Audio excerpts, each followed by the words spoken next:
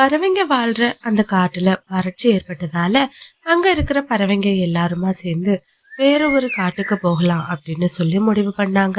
அதுபடியே மீனு குருவி, மிட்டு கிளி, கோரி காகம், காலு காகம் இவங்க 4 பேருமா சேர்ந்து வேற ஒரு பசுமையான காட்டை நோக்கி பறக்க ஆரம்பிச்சாங்க. மீனு, இன்னும் எவ்வளவு தூரம் தான் மீனு போகணும்? என்னால இதுக்கு மேல சுத்தமா பறக்க முடியாது. காலையில சூரியன் உதிச்சதுல இருந்து பறந்துட்டு இருக்கோம். இன்னமும் நம்ம அந்த காடை கண்டுபிடிக்கவே முடியல. பறவைங்க வாழ்க்கையில இந்த மாதிரி இடம்பெயர்றதுலாம் சாதாரண விஷயம்தான். இன்னும் சில பறவைங்க கடல் கடந்து போய் கூட அவங்களோட இருப்பிடத்தை அடைஞ்சிருக்காங்க. இதுக்கே நீ டயர்டானா எப்படி? இங்க பாரு கௌரி, ஏதோ நீ மட்டும் பறக்கிற மாதிரி இவ்வளவு சலிச்சுட்டு பேசுற. அப்பவே நான் மீனு கிட்ட சொன்னேன், கௌரி வர்றான்னா நான் வரலன்னு. எனக்கு தெரியும் நீ கொஞ்சம் தூரம் பறப்ப, அதுக்கப்புறமா என்னால முடியலன்னு சொல்லிட்டு உட்காந்துருவேன். இந்த மாதிரியே உட்காந்துட்டு இருந்தோன்னு வச்சுக்கோ, கண்டிப்பா இன்னைக்கு ராத்திரி பொழுதும் வந்துடும். இங்க பாரு மிட்டு, எதுக்காக நீ இப்ப இவ்ளோ கோவப்படுற? கோரிய பத்தி தான் தெரியுமே. ஆலோண்ணா, நீங்க கொஞ்சம் அவகிட்ட சொல்லுங்க, இன்னும் கொஞ்சம் தூரம் பறந்து போவோம். அப்பதான் நம்ம பொழுது சாயறதுக்குள்ள பக்கத்து காட்டுக்கு போக முடியும்.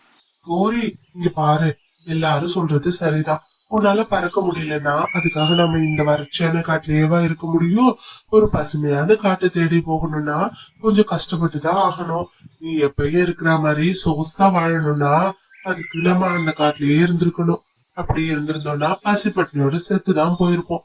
ஒழுங்கா இவங்க கூட வந்தோமா, இவங்களோடவே பறக்கிற வேலையை பார்க்கணும். தயவு செஞ்சு இப்படி அலுப்புப்பட்டு உட்காராத. நாம ஒரு நல்ல காட்டுக்கு போகணும் அப்படின்னா கொஞ்சம் கஷ்டப்பட்டுதான் ஆகணும். கண்டிப்பா நாம ஒரு செழிப்பான காட்டுக்கு போய் சேர்ந்துடலாம். தயவு செஞ்சு கொஞ்சம் வேகமா எங்க கூட பறந்து வா அப்படின்னு சொல்லி மீனு சொன்னா. இதை கேட்டு கோரியும் மத்த பறவைங்களும் மீனு கூடவே காட்டை நோக்கி பறக்க ஆரம்பிச்சாங்க. இங்க பாரு மரமே, இன்னும் கொஞ்ச நாள்ல நீ எப்படியோ இறந்து போயிடுவ. தயவு செஞ்சு கொஞ்சம் சீக்கிரமா செத்து போயிடு. உன் பக்கத்துல இருக்கிறதுக்கு எனக்கு ரொம்ப அருவருப்பாவும் அசிங்கமாவும் இருக்கு. என்ன பாரு எவ்வளவு அழகா இருக்குன்னு. நீ என்னடானா 4 கம்ப மட்டும் வச்சுட்டு மரங்கிற பேர்ல என் பக்கத்துல இருந்து என்ன ரொம்ப கடுப்பேத்திட்டு இருக்க. நீ பேசுறத கேக்குறப்போ என் மனசுக்கு ரொம்பவே கஷ்டமா இருக்கு. என்ன பண்றது, நாம 2 பேரும் ஒன்னாதான் பிறந்தோம். ஆனா ஏன்னே தெரியல, திடீர்னு என்னோட மரத்துல இருக்கிற இலைகள் எல்லாமும் கொட்டிருச்சு. ஆனாலும் எனக்கு நம்பிக்கை இருக்கு, இன்னும் கொஞ்ச நாள்ல நானும் உன்ன மாதிரி புதுசா இலைகளோட நல்ல செழிப்பான சுவையான பழங்களை கொடுப்பேன். நீ சொல்றதெல்லாம் கண்டிப்பா உன்னோட கனவுலதான் நடக்கும். ஒரு நாளும் நிஜத்துல நடக்காது.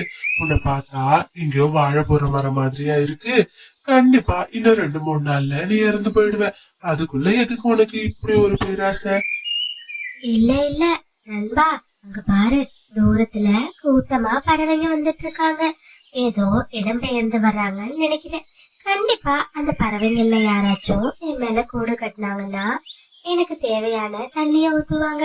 அதுக்கப்புறமா எனக்கும் இலைகள் வந்து நானும் உன்ன மாதிரி அழகா மாறிடுவேன். ஐயோ, உன்கிட்ட எத்தனை தடவை தான் சொல்றது? இங்க பாரு, எந்த பறவையாச்சும் காய்ந்த மரத்து மேல கூடு கட்டுமா? என்ன மாதிரி சுவையான பழங்கள் இருக்கிற மரத்து மேலதான் கூடு கட்டும். உன்னை எந்த பறவையும் திரும்பி கூட பார்க்காது அப்படின்னு சொல்லி ரொம்ப கிண்டல் பண்ணி பக்கத்துல இருக்கிற மாமரம் சிரிச்சுச்சு. இதை கேட்டு காய்ந்த மரம் ரொம்பவே வருத்தப்பட்டுச்சு. அந்த மரத்து பக்கத்துல பறவைங்க வந்ததும் ரொம்ப வேக வேகமா கோரியும் காலுவும் போய் அந்த சுவையான பழங்கள் இருக்கிற மரத்து மேல உட்கார்ந்தாங்க. இங்க பாருங்க பறவைங்களா, இந்த மரம் இனிமே எங்களோடது. நீங்க யாரும் இந்த மரத்து மேல கூடு கட்டக்கூடாது, சரியா? என்ன கௌரி, என்ன இப்படி பேசுற? நாம 4 பேரும் ஒரே இடத்துல இருந்து தானே வந்தோம். ஏன் இவ்ளோ பெரிய மரமா இருக்கும்போது நாங்களும் அந்த மரத்துல கூடு கட்டிக்கிறோமே. இங்க பாரு மீனு, நான் தான் சொல்லிட்டேன்ல, முதல்ல வந்து நான் தான் இந்த மரத்துல உட்காந்தேன். அதனால இந்த மரம் இனிமே எங்களுக்கு தான் சொந்தம் அப்படின்னு சொல்லி மூஞ்சில அடிச்சா மாதிரி கோரி பேசினா. மீனு, நான் சொன்னல, இந்த கௌரி எப்பயுமே ஒரு நன்றி கெட்டவதான். அவளை கூட்டிட்டு வராதுன்னு சொன்னேன், நீ தான் கேட்காம கூட்டிட்டு வந்த. இப்ப பாத்தியா, நீ காட்டுன காட்டுலயே உட்காந்துட்டு உனக்கே கூடு கட்ட இடம் தர மாட்டேன்னு சொல்றா. விடுமிட்டு, நம்மளுக்கு தான் கௌரிய பத்தி தெரியுமே. இங்க பாரு கௌரி, நாங்க உன் மரத்துக்கு வரல, எங்களோட காய்ந்த மரத்திலேயே நாங்க கூடு கட்டிக்கிறோம். இங்க பாரு மீனு, அதுதான் உன்னோட மரம். தப்பி தவறி கூட நீ இந்த பக்கம் வந்துடக்கூடாது. இந்த சுவையான மாம்பழங்கள் எல்லாமே எனக்கும் காலுவுக்கும் தான் சொந்தம். அப்படின்னு சொல்லி கௌரி சொன்னான். இதை கேட்டு பறவைங்க 2 பேரும் ரொம்பவே சோகமா இருந்தாங்க. என்ன நண்பா, என் மேல யாருமே கூடு கட்ட மாட்டாங்கன்னு சொன்ன, இப்ப பாத்தியா ஒரு சிட்டுக்குருவி என் மரத்து மேல கூடு கட்டி வாழ போகுது.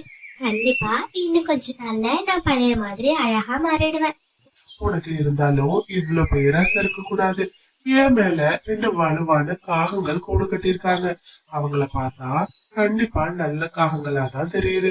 எனக்கு தேவையான எல்லா தண்ணியையும் அவங்க கொடுப்பாங்க. நான் இன்னும் இலைகள் வளர்ந்து ரொம்ப பெரியவனா மாற போறேன். ஆனா ஓ மரத்து மேல சாதாரண சிட்டுக்குருவியும் ஒரு கிளியும் தான் கூடு கட்டுறாங்க. அவங்க பேசுனதை கேட்டல்ல, கண்டிப்பா அவங்களுக்கு உன்கிட்ட இருந்து எந்த தேவையுமே இருக்காது.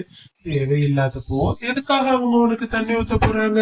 எப்படியும் இன்னும் 2-3 நாள்ல வேற ஒரு செழிப்பான மரமா பார்த்து அந்த பறவைங்க தன்னோட கூட்டம் மாத்திக்கிட்டு போயிடுவாங்க.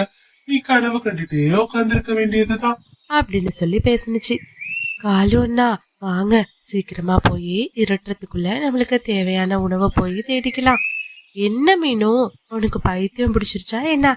நாங்க எதுக்காக உணவு தேடி வரணும்? எங்களோட மரத்தை பார்த்தல, எவ்வளவு சுவையான பழங்கள் இருக்கு. இவ்வளவு பழங்கள் இருக்கும் போது வெளியில போய் உணவை தேடி நாங்க என்ன பண்ண போறோம்? வேகமா நீயும் அந்த மிட்டுவும் போய் உணவு தேடுங்க அப்படின்னு சொல்லிட்டு காகங்கள் 2 பேரும் அந்த சுவையான பழுத்த மாம்பழங்களை சாப்பிட ஆரம்பிச்சாங்க. மீனுவும் மிட்டுவும் சேர்ந்து ஆத்தங்கரை பக்கத்துக்கு பறக்க ஆரம்பிச்சாங்க. மீனுவும் மிட்டுவும் ஆத்துல இருக்கிற தண்ணிய குடிச்சிட்டு அதுக்கப்புறமா அங்க பக்கத்துல கிடைச்ச நெல்மணிகளை எடுத்து சாப்பிட ஆரம்பிச்சாங்க. வரும்பொழுது மீனு கண்ணுல ஒரு தண்ணி ஊத்துற ஜாடி பட்டுச்சு. இங்க பாரு மிட்டு, இந்த மரத்தை பார்த்தா ரொம்ப பாவமா இருக்கு. கண்டிப்பா இந்த மரத்தை நம்ம திரும்பவும் உயிர்ப்பிக்கணும். அதனால இந்த ஆத்துல இருந்து தினமும் கொஞ்சம் தண்ணி எடுத்துட்டு போய் நம்ம வாழ்ற அந்த மரத்துக்கு ஊத்தலாம் அப்படின்னு சொன்னுச்சு. இதை கேட்ட மிட்டு, அம்மா மீனு, நான் கூட நினைச்சேன் மீனு, கண்டிப்பா அந்த மரத்துக்கு நாம தண்ணி ஊத்தணும்னா அதுவும் இன்னும் கொஞ்ச நாள் உயிரோட இருக்கும். நாமளும் அந்த மரத்துல இருந்து வேற பக்கமா போய் கூடு கட்ட வேணாம் அப்படின்னு சொல்லிட்டு பறவைங்க 2 பேரும் அவங்களால முடிஞ்ச அளவுக்கு தண்ணி எடுத்துட்டு போய் அந்த காய்ந்த மரத்து மேல ஊத்துனாங்க. இந்த மாதிரி தினமும் பறவைங்க உணவு எடுத்துட்டு வரும்போது கூடவே தண்ணி எடுத்துட்டு வந்து அந்த காய்ந்த மரத்துக்கு ஊத்துனாங்க. இதனால அந்த மரமும் ரொம்பவே செழிப்பா துளிர்விட ஆரம்பிச்சுச்சு. ஆனா அந்த சோம்பேறி காகங்களோ மாம்பழங்களை நல்லா சுவைச்சு சாப்பிட்டுட்டு அந்த மரத்தடியிலேயே படுத்து தூங்கிக்கிட்டே இருந்தாங்க. என்ன இந்த காகங்கள் இவ்வளவு சோம்பேறியா இருக்காங்க? என்னோட பழத்தை மட்டும் சுவைச்சு சாப்பிடுறாங்க. ஆனா எனக்கு ஒரு நாள் கூட தண்ணி ஊத்தணும்னு நினைக்க மாட்டாங்க. ஒரு நாள் மாமரம் பறவைங்க கிட்ட இப்படி பேச ஆரம்பிச்சுச்சு. இங்க பாருங்க காகங்களா, என்கிட்ட இருக்கிற மாம்பழங்கள் எல்லாம் இன்னும் ஒரு சில நாள்லயே தீர்ந்து போயிடும். அதுக்கு மேல உங்களுக்கு உணவு எதுவுமே கிடைக்காது. தயவு செஞ்சு எனக்கு நீங்க தண்ணி எடுத்துட்டு வந்து ஊத்துங்க. அப்பதான் என்னால புதுசா காய் வச்சு உங்களுக்கு சுவையான பழங்களை தர முடியும். எங்களுக்கு ஒன்னும் உனக்கு தண்ணி எடுத்துட்டு வந்து தர்றது பெரிய விஷயம் கிடையாது. ஆனா இந்த காட்டுல எங்க தண்ணி இருக்குன்னு எங்களுக்கு தெரியல. வேற கிழக்கு பக்கமா ஒரு 1 கிலோமீட்டருக்கு போங்க. போனதுக்கு அப்புறமா அங்க ஒரு பெரிய நதி ஓடிட்டு இருக்கும். அந்த நதியில இருந்து எனக்கு கொஞ்சம் கொஞ்சமா தண்ணி எடுத்துட்டு வந்து ஊத்துங்க. இந்த மாதிரி ஸ்டோரிஸை தொடர்ந்து பார்க்கணுன்னு நினச்சிங்கன்னா மறக்காமல் சிட்டு பேர்ட் ஸ்டோரிஸ் சேனலை சப்ஸ்கிரைப் பண்ணுங்கள். கூடவே பக்கத்தில் இருக்கிற ஆல் சிம்பிளையும் ப்ரெஸ் பண்ணுங்க. ஸ்டோரி பிடிச்சிருந்தா லைக் பண்ணிவிட்டு உங்கள் ஃப்ரெண்ட்ஸ் கூடவும் ஷேர் பண்ணுங்கள். பிறகு காகங்கள் 2 பேரும் நேரா அந்த நதிக்கரை பக்கத்துல போனாங்க. பக்கத்துல போனதும் ஒரு மரத்தடியில படுத்து கோரி நல்லா அசந்து தூங்க ஆரம்பிச்சா. கோரி, எழுந்துரு, நம்ம வீட்டுக்கு போறதுக்கு நேரம் ஆயிடுச்சு. என்ன காலுஜி, அதுக்குள்ள எழுப்புறீங்க? நல்லா சிலு சிலுன்னு காத்து வருது. இன்னும் கொஞ்ச நேரம் இங்கேயே தூங்கலாம். பாரு கோரி, அந்த மரம் நம்ம கிட்ட சொல்லி அனுப்பி இருக்குல்ல, வரும்போது தண்ணி எடுத்துட்டு வரணும்னு. சரி வா, நாம போய் தண்ணி எடுத்துட்டு போகலாம். என்னது, தண்ணி எடுத்துட்டு வரணுமா? இங்க பாருங்க காலுஜி, என்னால இந்த மரத்துக்கு போய் தண்ணி எடுத்துட்டு வர முடியாது. என்ன பார்த்தா என்ன வேலைக்காரி மாதிரியா இருக்கு? என்ன கோரி இப்படி பேசுற? அந்த மரம் தெளிவா சொல்லி அனுப்பிடுச்சுல்ல, கண்டிப்பா வரும்போது தண்ணியோட தான் வரணும்னு. நீ என்னடா நான் இப்படி சொல்ற? அப்போ அந்த மரம் கேட்டா நம்ம என்ன பதில் சொல்றது? காலுஜி, அந்த மரத்துக்கிட்ட எப்படி பேசி சமாளிக்கணும்னு எனக்கு தெரியும். அத பத்தி எல்லாம் நீங்க கவலைப்படாதீங்க. இல்ல கௌரி, எனக்கு இன்னமும் ரொம்ப பயமா இருக்கு. கண்டிப்பா அந்த மரம் தண்ணி எடுத்துட்டு வரலன்னா நம்மள கூடு கட்ட அனுமதிக்காது. இங்க பாருங்க காலேஜி, இன்னும் 2-3 நாள்ல அந்த மரத்துல இருக்கிற எல்லா மாம்பழங்களும் தீந்துரும். அதுக்கப்புறம் அந்த மரத்தோட தேவையும் நம்மளுக்கு இருக்காது. இன்னும் 2-3 நாள் எதுனா பொய்ய சொல்லி நாம அந்த மாமரத்தை ஏமாத்திடலாம். நீ சொல்றதும் கொஞ்சம் யோசிக்கிற விஷயம்தான். அந்த மரத்துல பழம் இல்லாதப்போ வேஸ்டா நம்ம எதுக்கு அதுக்கு தண்ணி ஊத்தணும்? அப்படின்னு சொல்லி காலு சொல்லுச்சு. 2 பேருமா சேர்ந்து திரும்பவும் அவங்களோட கூட இருக்கிற மரத்துக்கு போனாங்க. காகங்கள் தண்ணி எடுத்துட்டு வரும் அப்படின்னு சொல்லி ரொம்ப ஆவலா எதிர்பார்த்துட்டு இருந்த மரத்துக்கு ஏமாற்றம் தான் மிச்சமா இருந்துச்சு. என்னாச்சு காகங்களா, நீங்க எதனால தண்ணி எடுத்துட்டு வரல? இங்க பாரு மரமே, நாங்க தண்ணி எடுத்துட்டு வர்றதுக்கான குடுவைய காடு முழுக்கவும் தேடி பார்த்துட்டோம். ஆனா எங்களோட கண்ணுல எந்த ஒரு கொடுவையுமே கிடைக்கல. எப்படி எங்களால தண்ணி எடுத்துட்டு வர முடியும் அப்படின்னு சொல்லி கோரி ரொம்ப அப்பாவியா நடிச்சா. இது கேட்ட மரம் ரொம்பவே சோகமா இருந்துச்சு. இப்படியே ஒவ்வொரு நாளும் ஒவ்வொரு பொய்யா காகங்கள் சொல்லிட்டு இருந்தாங்க. ஆனா காய்ந்த மரத்துக்கு பறவைங்க 2 பேருமா சேர்ந்து மாத்தி மாத்தி தண்ணிய ஊத்த ஆரம்பிச்சாங்க. இப்படியே கொஞ்ச நாட்களும் போக ஆரம்பிச்சிச்சு. இப்போ காய்ந்த மரத்துல இருந்து சுவையான மாம்பழங்கள் பழுத்து தொங்க ஆரம்பிச்சிச்சு. ஆனா இந்த மரத்துல ஒரு பழம் கூட இல்லாததால காகங்கள் 2 பேரும் அந்த மரத்துல இருந்து அவங்களோட கூட்டை காலி பண்ணிட்டு வேற ஒரு மரத்தை தேடி பறக்க ஆரம்பிச்சுட்டாங்க. இலைகள் எல்லாம் கொட்டி போய் பாக்குறதுக்கே ரொம்ப பாவமா இருந்துச்சு. இத பார்த்த பக்கத்துல இருக்கிற செழிப்பான மாமரம் பறவைங்க கிட்ட இப்படி பேச ஆரம்பிச்சிச்சு. என்னோட நண்பனை பாக்குறதுக்கு எனக்கு ரொம்பவே பாவமா இருக்கு. தயவு செஞ்சு நாளையில இருந்து நீங்க எனக்கு எடுத்துட்டு வர தண்ணியில பாதி அளவை என்னோட நண்பனுக்கு ஊத்துங்க. அவன் இறந்து போனத என்னால பார்க்க முடியாது. இங்க பாரு மரமே, உனக்கு எவ்வளவு ஒரு நல்ல மனசு இருக்கும். உனக்கு தர்ற உணவுல பாதியை எடுத்து உன்னோட நண்பனுக்கு தர சொல்ற. கண்டிப்பா உன்னோட நல்ல மனசுக்காகவே உன்னோட நண்பனுக்கும் நாங்க உதவி பண்றோம். நாளையில இருந்து நான் உனக்கும் விட்டு உன்னோட நண்பனுக்கும் மாறி மாறி தண்ணிய ஊத்திட்டு வரோம் அப்படின்னு பறவைங்க சொன்னாங்க. இதை கேட்டு காய்ந்த மரமும் மாமரமும் ரொம்பவே சந்தோஷப்பட்டாங்க. மறுநாள் காலையில பொழுது விடிஞ்சதும் பறவைங்க மரத்துக்கு தண்ணி ஊத்துறதுக்காக ஆத்தங்கரைக்கு பறக்க ஆரம்பிச்சாங்க. நான் உன்னை நிறைய சந்தர்ப்பங்கள்ல தாழ்த்து பேசியிருக்கேன். நீ இறந்துருவேன்னு சொல்லி உன்னை குத்தி காட்டியிருக்கேன். ஆனா உன்னால இப்ப எனக்கு வாழ்க்கை திரும்பவும் கிடைக்க போகுது. எவ்வளவு நல்ல மனசு இருந்தா உனக்கு கிடைக்கிற தண்ணியோட பாதி அளவு எனக்கு நீ தர சொல்லுவேன். உண்மையாவே நீ ரொம்ப உயர்ந்த மரம் தான். உன்னோட நல்ல மனசை புரிஞ்சுக்காம இத்தனை நாளா உன்னோட தோற்றத்தை வச்சு உன்னை ரொம்பவே அவமானப்படுத்தி பேசிட்டேன். தயவு செஞ்சு என்ன நீ மன்னிச்சிரு. பாரு நண்பா, சின்னதுல இருந்தே நாம 2 பேரும் ஒன்னாவேதான் வளர்ந்துட்டு இருக்கோம். உனக்கு ஒரு கஷ்டம்னு வரப்போ என்னால எப்படி பார்த்துட்டு இருக்க முடியும்? இங்க பாரு நண்பா, ஒண்ணு மட்டும் நிஜம். அடுத்தவங்களுக்கு கெடுதல் நினைச்சு நாம ஒரு விஷயம் பண்ணணும்னா கண்டிப்பா அது ஏதோ ஒரு நாள் நம்மளுக்கே கெடுதலாதான் முடியும் அப்படின்னு மாமரம் சொன்னுச்சு. இதை கேட்ட காய்ந்த மரமும் ஆமா நண்பா, நீ சொல்றத நான் இப்பதான் உணர்றேன் அப்படின்னு சொல்லி தன்னோட தவறு எல்லாத்துக்கும் மன்னிப்பு கேட்டுச்சு. இப்போ பறவைங்க தண்ணி தினமும் ஊத்துறதால காய்ந்த மரமும் கொஞ்சம் நல்லையே சுவையான பழங்களை கொடுக்க ஆரம்பிச்சிச்சு. இப்போ மிட்டு ஒரு மரத்துலயும் மீனும் ஒரு மரத்துலயும் ரொம்ப சந்தோஷமா வாழ்ந்துட்டு வந்தாங்க. அதுல இருக்கிற பழங்களை பறிச்சு சாப்பிட்டுட்டு மரங்களையும் பாதுகாப்பா வளர்த்துட்டு வந்தாங்க. இப்போ அந்த மரங்களும் பறவைகளும் ரொம்பவே நெருங்கிய நண்பர்களாவே மாறிட்டாங்க. வைக்கோல் கூட்டுக்கு நடுவுல மீனுங்கிற ஒரு அழகான சிட்டுக்குருவி ஒரு முட்டையிட்டு அடைக்காத்துக்கு வந்துட்டு இருந்தா.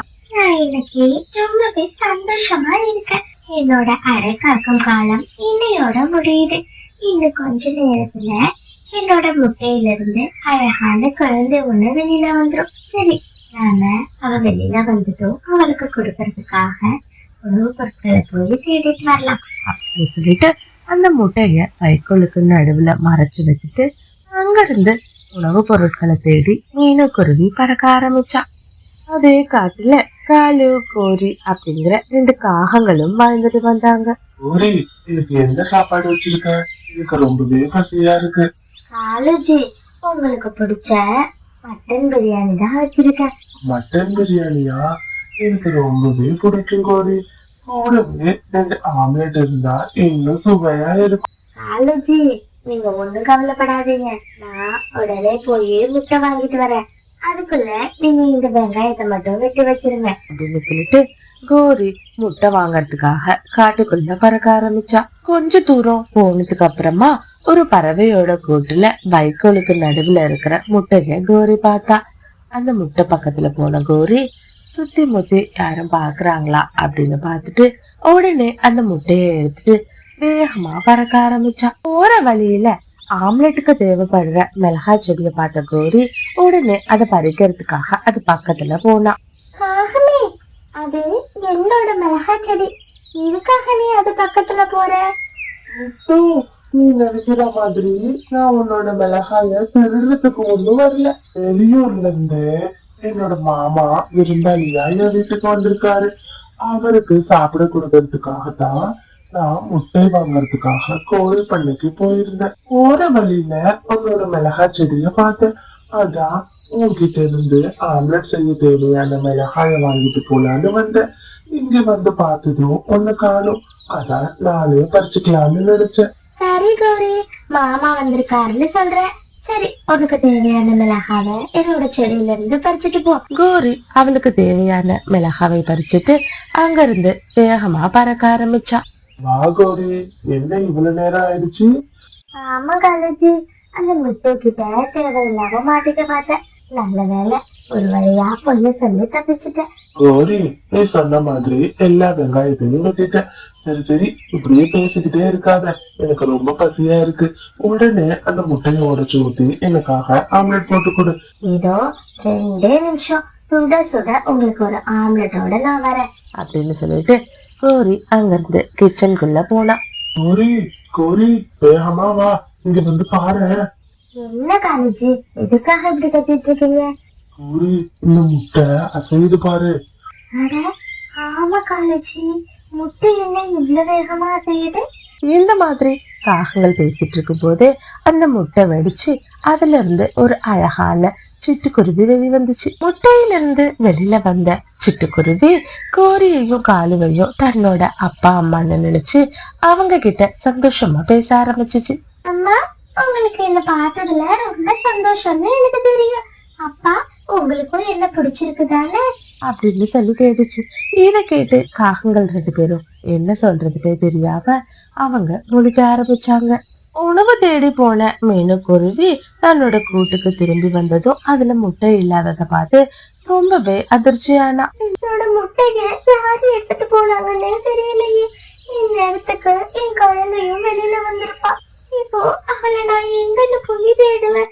கடவுளே, இப்படியாச்சும் என்னோட குழந்தைய என்கிட்டயே திருப்பி கொடுத்துரு அப்படின்னு சொல்லி மீனுக்குருவி தேம்பி தேம்பி அழ ஆரம்பிச்சா. இந்த மாதிரி ஸ்டோரிஸை தொடர்ந்து பார்க்கணுன்னு நினச்சிங்கன்னா மறக்காம சிட்டு பேர்ட் ஸ்டோரிஸ் சேனலை சப்ஸ்கிரைப் பண்ணுங்க. கூடவே பக்கத்தில் இருக்கிற ஆல் சிம்பிளையும் ப்ரெஸ் பண்ணுங்க. ஸ்டோரி பிடிச்சிருந்தா லைக் பண்ணிட்டு உங்க ஃப்ரெண்ட்ஸ் கூடவும் ஷேர் பண்ணுங்க. ஆடு முழுக்க தன் குழந்தைய தேடி பறக்க ஆரம்பிச்சா. ஒரு வழியா மிட்டுவோட மிளகா தோட்டத்துக்கு வந்த மீனுக்குருவி மிட்டுவை பார்த்து இந்த மாதிரி கேட்டா. என் கூட்டுல இருந்து என்னோட முட்டையே காணும். யாராவது இந்த பக்கமா முட்டையை எடுத்துட்டு போறத பாத்தியா மிட்டு? இந்த மாதிரி மீனு சொன்னதும் உடனே மிட்டுவுக்கு கோரி காகம் ஒரு முட்டையை எடுத்துட்டு போனது ஞாபகத்துக்கு வந்துச்சு. இல்ல இல்ல, நாம அவசரப்பட்டு இதையும் மீனு கிட்ட சொல்லக்கூடாது. ஏன்னா அந்த காகம் ரொம்பவே தெளிவா சொல்லிட்டு போனுச்சு, கோழி பண்ணையில இருந்துதான் முட்டையை வாங்கிட்டு வரேன்னு. நாம பாட்டுக்கு அவசரப்பட்டு சொல்லி அங்க இருந்து போய் மீனும் அவங்க கூட சண்டை போட்டுச்சுன்னா அதுக்கப்புறமா நம்மளுக்கு தான் வியாபாரம் பாதிக்கும். நாம இந்த காட்டுக்கு வந்து கொஞ்ச நாள் தான் ஆகுது. எந்த பறவையும் நம்ம பகச்சிக்க கூடாது அப்படின்னு மனசுக்குள்ள யோசிச்ச மிட்டு, இல்ல மீனோ, எந்த பறவையும் முட்டை எடுத்துட்டு போறத நான் பாக்கல. நீ எதுக்கும் வேற பக்கமா போய் தேடி பாரு அப்படின்னு சொன்னுச்சு.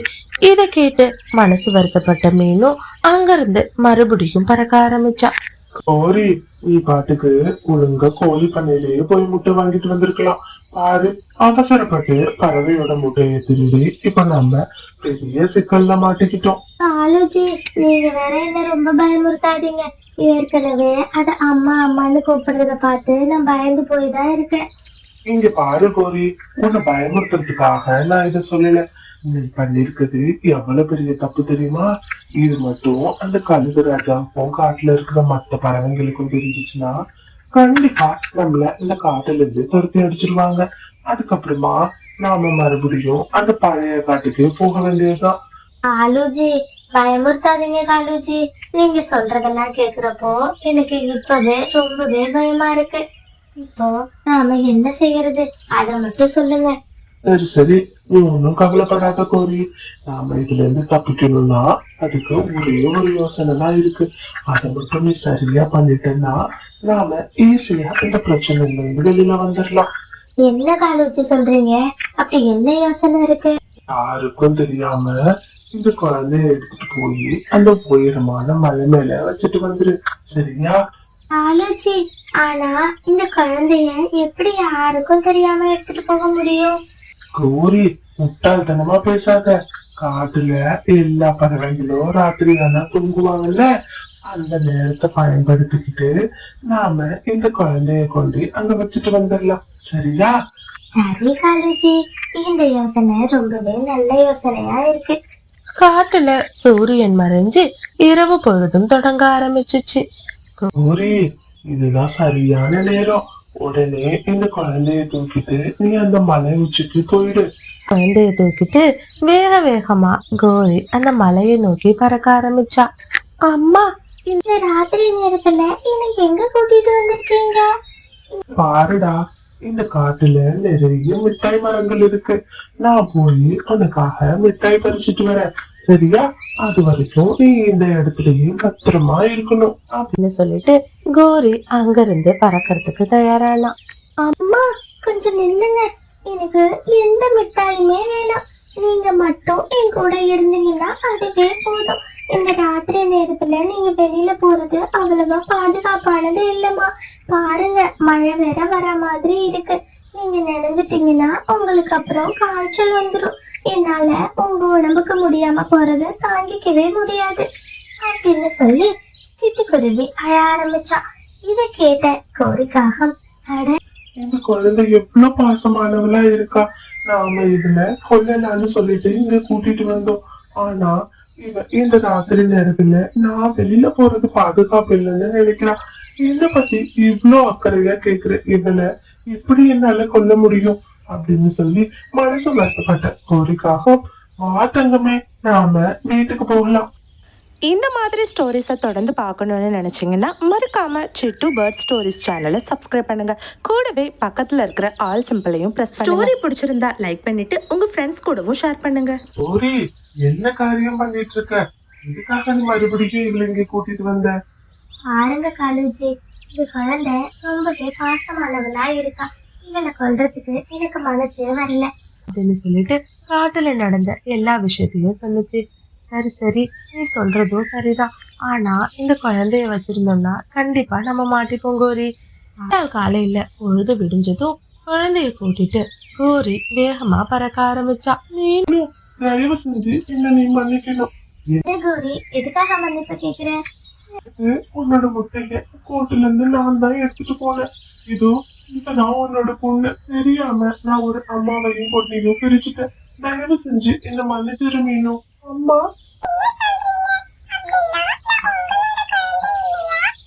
தங்கம், நீ மீனோட குழந்தைதான். முட்டையில இருந்து வெளியில வந்து முதல்ல என்ன பார்த்ததாலதான் நீ என்ன அம்மான்னு நினைச்சிட்ட. தயவு செஞ்சு இந்த கோரி ஆண்டிய மன்னிச்சிருடா தங்கம். நீ சொல்றதெல்லாம் உண்மையா? அப்போ இவதான் என்னோட குழந்தையா? ஆமா மீனு, இவதான் உன்னோட குழந்தை. கேட்ட மீனும் ரொம்பவே சந்தோஷப்பட்டு தன் குழந்தைய கட்டி அணைச்சுக்கிட்டா. அம்மாவும் பொண்ணும் சேர்ந்ததை நினைச்சு கோரி ரொம்பவே சந்தோஷப்பட்டா. சரிடா தங்கம், நீ இன்னையில இருந்து உன் அம்மா கூட சந்தோஷமா இரு. இந்த கௌரி ஆண்டி அப்பப்போ வந்து உன்னை பாக்குறேன், சரியா? இங்க பாருங்க, எனக்கு நீங்க மட்டும் அம்மா கிடையாது. ஒரு அம்மாவும் எனக்கு இன்னொரு அம்மா தான். அவங்கள நான் எப்பயுமே ஆன்டின்னு கூப்பிட போறது இல்ல அப்படின்னு மீனோட குழந்தை சொன்னா. இதை கேட்ட கோரி ரொம்பவே சந்தோஷப்பட்டா. மட்டும் ரெண்டு அம்மா இருக்காங்க. ஒண்ணு கோரி அம்மா, இன்னொன்னு மீனு அம்மா அப்படின்னு சொல்லி குழந்தை சந்தோஷத்துல குதிக்க ஆரம்பிச்சா. குழந்தையோட சந்தோஷத்தை பார்த்த மீனுவும் கோரியும் அவங்களும் சந்தோஷப்பட்டாங்க. ஸ்டோரி உங்களுக்கு பிடிச்சிருந்துச்சு அப்படின்னா லைக் பண்ணிட்டு இந்த மாதிரி நிறைய ஸ்டோரிய பாக்குறதுக்கு மறக்காம நம்மளோட சிட்டு பேர்ட் ஸ்டோரிஸ் சேனலை சப்ஸ்கிரைப் பண்ணுங்க. தேங்க்ஸ் ஃபார் வாட்சிங்.